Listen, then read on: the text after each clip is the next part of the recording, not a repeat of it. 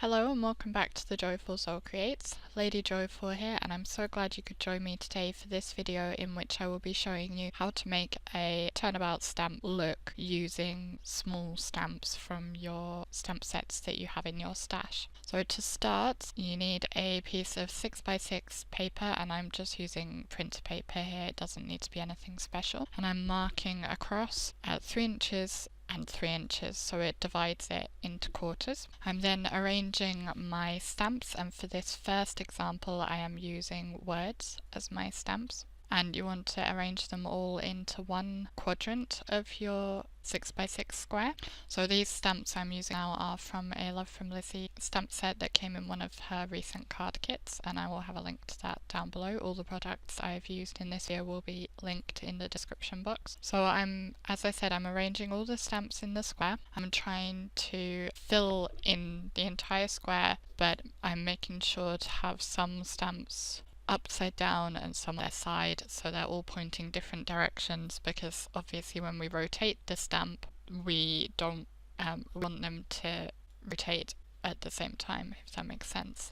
And I am slightly overlapping the edge of the square, the quadrant, because then it adds a bit more interest if it's not completely constrained to the square. Now that I have them arranged how I think I would want them, I'm going to start testing to see if it works. So I'm just using Simon Says Stamp Barely Beige ink here, and I stamped it down once to see how it all fits in the square, and then I decided I needed to add one more stamp in, and then I will turn the piece of paper and stamp again and check that nothing is overlapping, which they are, so I need to move the stamps a little to try and fix this, because I don't want any of them to overlap at all.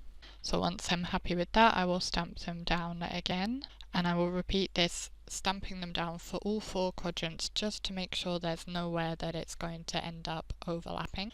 And actually in this case I found at the end there was one place that didn't quite work, so I fiddled them a bit more, and now I'm stamping them out with black ink, and this is building my template.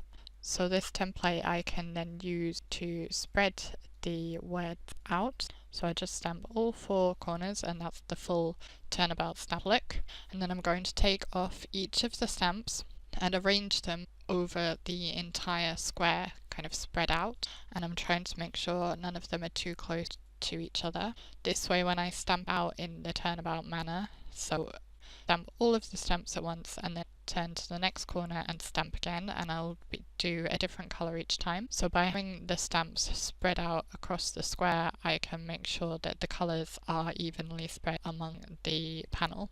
So I'm just looking and checking where I should put them down to have a nice spacing of the colours, and I am slightly refining the positions as I go, because these are words, you can tell if they're wonky, so I am just straightening them up if I feel they need to be a bit straighter. Again, I'm trying not to put any too close to one another, so each time I'm assessing where are the 4 points that this word goes, and which of those possible placements has the most space between it and the next stamp. Okay, so now I'm ready to start stamping my panel. So I've put a piece of white cardstock on top of my template panel, and I'm going to start stamping. I'm first using Altenew Frosty ink for my first go, and I will stamp that down. I will then rotate the entire panel and stamp again with, I think this was Frayed leaf, and you need to make sure that you're turning the same direction each time. This time I actually turned it the wrong direction. So then I stamp my third colour, which this time is Mountain Mist, again by Altenew, and turn one more time, and I need to just move my magnets out the way. And finally I'm stamping with Simon Says Stamp Barely Beige ink is my final colour. And then I'm keeping my template, I'm just folding it up and sliding it into the back of my stamp set, because then I can use the turnabout stamp again in future. For this next one I'm using another Love from Lizi stamp set. This one has numbers in it. I think this was from the February card kit, and again I'm arranging all the numbers within the top left square on my piece of paper. You can arrange them in whichever square you want, as long as they're all in the one square to start with. And unlike the words, these numbers don't really have to be directional. It is fine if they're at more of an angle. And it doesn't notice as much if they're not straight, is what I mean. So again, I am stamping and checking the positioning with each turning, and it's more or less fine, but I decided I wanted to move the 6 just a little bit further out so that they won't be, because otherwise they were almost touching in the centre. So I just go all the way around all 4 squares to make sure the positioning works, and then I'm again arranging them at random across the panel and making sure that they are kind of evenly spread out. So I started by placing 1 in each square, and then moved on to adding a 2nd in each square, and just trying to keep them not too close together so that there's a fairly even placement of them. And you could, if you like, once you've chosen your arrangement, the spread out arrangement, you could stamp them down like that so that you have a template of that placement, because then if you want to do it again in future, they can be exactly the same way. I went for brighter colours for this card, and these are Simon Says Stamp inks. This is I believe it's the Fresh Fruit ink cube set. So that was Lemon Zest, and then I'm turning anti-clockwise each time, and you can always draw an arrow on your panel to remind you which way to turn it each time. You don't have to do it on every corner. Here I am using Key Lime ink, is the green. Another turn anti-clockwise, and you can put your magnet over, if you put it over one that has already been stamped, then you know it won't be in the way.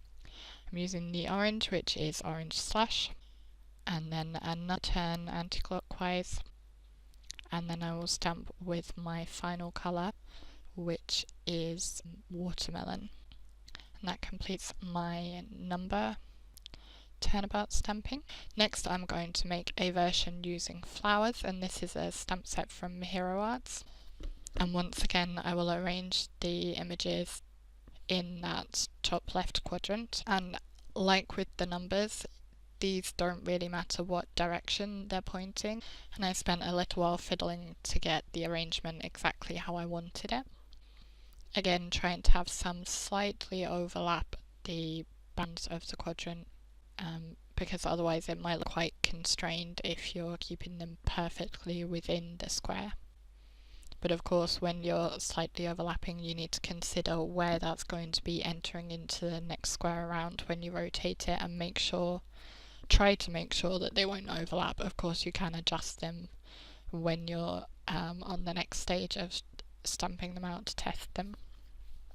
So once you're happy with the arrangement, you want to pick them up on the lid of your stamp positioner, and I'm using a MISTI. You might be able to do this without a stamp positioner, but I think it would be very difficult, so you are best off using one. And here I noticed that this stamp was slightly overlapping the large leaf, so I am just rearranging both of those, in fact, to try and get the positioning a bit better. And I will use my pencil to mark off the ones that were in the wrong place, so that when I'm repositioning the stamps I don't accidentally put them on the wrong ones, if that makes sense. Then I can start arranging the stamps. I did notice there was a bit of a gap in the very middle, but I decided not to worry about that this time. So this stamp set, actually that large flower has 2 layers to it. So I am arranging the top layer using the bottom layer as a guideline, and then when I do the turnabout stamping I can make sure that the 2 layers line up nicely, so I can have that top layer in one quadrant and the bottom layer in the other quadrant, so they will both be being stamped as I go with the turnabout stamping. And of course you could do this with other layering sets if you wanted to. I mostly used small stamps for my experiments with this turnabout stamping, but you could try it with larger stamps. I think the most important thing is just having the having the 6x6 square, dividing it into quarters and starting by arranging things in the single quadrant. At least that's the way I found easiest. If you have experience with doing this, or if you have an idea for another way to do it, do leave a comment down below and let me know. I would love to hear your thoughts on it. So I'm just laying out all the stamps again, and as it turns out, the very little leaf that's in the corners is not going to be stamped at all on my panel, because I will be placing my panel centrally, so it's never going to meet those corners. You don't have to put your panel centrally, you can put it to one side of the Turnabout stamp, it's entirely up to you. Here I'm using Altenew inks again. I've used Lavender Fields for my first stamping. Then I'm using Caribbean Sky for the second one, and you can see how that flower is layering up already. My third colour is Lagoon, and then I will turn around again, and again I'm going anti-clockwise. I've found I probably will continue just using anti-clockwise motions. And then another blue, I do not remember which colour that was, but I will have a link to it down below. So then I finished off the cards, and this one I actually finished off, it was for my Love from Lizi bonus cards video, so there will be a link to find that. And then my numbers I decided I would make into a birthday card. I thought it was bright and colourful and worked well for a birthday card. So I've trimmed down the panel to be just smaller than a card base, and I'm using these stitched dies from Your Next Stamp to add some stitching detail all around the edge of the panel. I then took a balloon die from STAMPlorations, and I'm going to cut this twice from my panel, and I will cut them so the balloons look like they're slightly overlapping one another, and I'm going to piece the balloons back in. It's kind of an eclipse look. I also used the die for the string just from some snippets of black card. So I will use double-sided tape to adhere the main panel to my yellow card base. I thought yellow worked well with the colours I had used. Just carefully getting it into position, and I will press that into place. I use my glue pen to add glue to the strings, and I will adhere those into place with the help of my tweezers. And then I'll add some foam tape into the centre of each balloon. The right balloon has a single foam tape, and then the left one has a double layer. I use my tweezers to help me line up the balloon to get it properly in position and press it into place. And then I will put the second one in the same way, just carefully making sure it is lined up properly before adding it in. And of course the pattern helps to line it up as well. You can make sure that the numbers are matching up properly. I decided to use a die which also came in the February Love from Lizi kit to make my sentiment, and I wanted it to match, so I'm using the watermelon ink to add some colour to just a snippet of white card. I die cut the words from black as well, and I'm going to use my glue pen and adhere them together very slightly offset from each other so that the black gives a kind of shadow look to the wording, and then I will adhere that to my card base. I had considered doing it with just the red, but using the black helped it to stand out a bit better from the background, and that completes that card. For the floral Turnabout stamping, I decided to make a thank you card. I'm using the same deep iris ink and adding it to my wood grain embossing folder.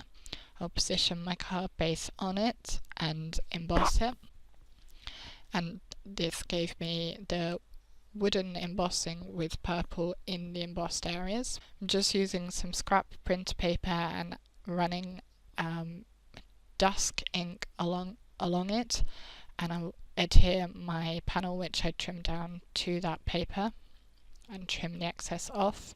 This will give me just a thick border between the panel and the embossing. So I trim that extra piece off. I'm just making sure it's positioned how I want it, so it's evenly. And then I will trim that away.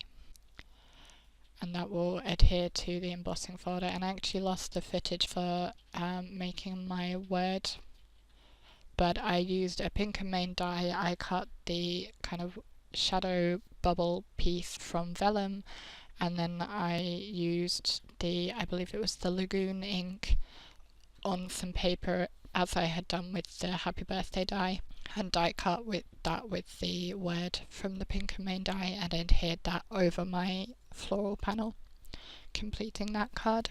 If you enjoyed this video and found it helpful, please do give it a thumbs up, and you can subscribe to make sure you don't miss any of my other videos. There are some more videos here that you may enjoy, and I'd love to hear from you in the comments as well as on my blog and social media. Thank you for watching, and I will see you next time.